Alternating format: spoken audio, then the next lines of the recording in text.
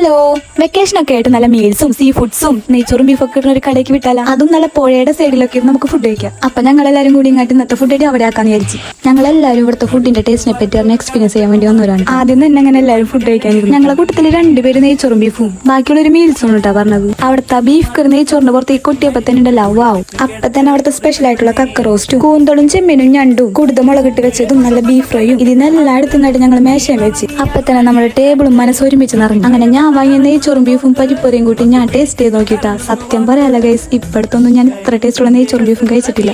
ഇതെന്ത് മീനാണെന്നൊന്നും അറിയില്ല, പക്ഷെ കൊള്ളായിരുന്നു. പിന്നെ ഞങ്ങൾ മീനും കറികളൊക്കെ വെച്ചിട്ട് ചുമ്മാ വെറുതെ ഒരേ വീഡിയോ എടുക്കണം കാണണം. അപ്പോഴേക്കും നമ്മളെല്ലാരും കൂടി ഫുഡ് കഴിച്ച് യുദ്ധം സ്റ്റാർട്ട് ചെയ്തായിരുന്നു കേട്ടോ. ഫിഷ് ഫ്രൈന്ന് സവാള കിട്ടിയ സന്തോഷമാണ് ഗൈസോടെ കണ്ടുകൊണ്ടിരിക്കുന്നത്. പിന്നെ എൻ്റെ ഇരിക്കുന്ന ഫുഡൊക്കെ അങ്ങോട്ടും ഇങ്ങോട്ടും ഷെയർ ചെയ്ത് ഞാൻ എൻ്റെ സ്നേഹം കാണിക്കായിരുന്നു എല്ലാവരും അടുത്തും. അപ്പോഴേക്കും നമ്മുടെ ടേബിളൊക്കെ ഓൾമോസ്റ്റ് കാലിയായിക്കൊണ്ടിരിക്കുന്നത് കേട്ടോ. ഫുഡ് കഴിച്ച് റിവ്യൂ പറയാൻ പറഞ്ഞപ്പോൾ മുളകിട്ട കുടുതക്കറി കഴിച്ച സ്പെഷ്യൽ നിർത്താൻ്റെ ചേട്ടൻ. അവസാനം നമ്മുടെ ഇതിലൊക്കെ കാലിയായി തുടങ്ങിയിട്ടാ.